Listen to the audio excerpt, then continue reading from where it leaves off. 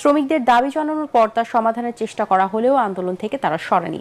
এসব কারণে সময়মতো পণ্য রপ্তানি করা যাচ্ছে না জানিয়ে ব্যবসায়ীরা বলেন, বাংলাদেশের অর্ডার এখন প্রতিবেশী দেশে চলে যাচ্ছে। পর্যাপ্ত নিরাপত্তা দিতে না পারলে কারখানা চালু রাখা কঠিন হয়ে পড়ছে বলেও জানান তারা।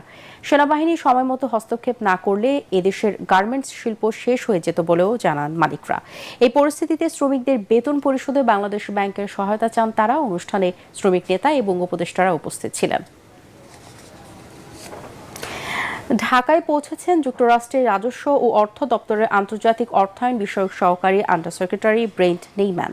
রাজধানীর হযরত শাহজালাল আন্তর্জাতিক বিমানবন্দরে ব্রেন্ট নেইম্যানকে স্বাগত জানান পররাষ্ট্র মন্ত্রণালয়ের মহাপরিচালক খন্দকার মাসুদুল আলম।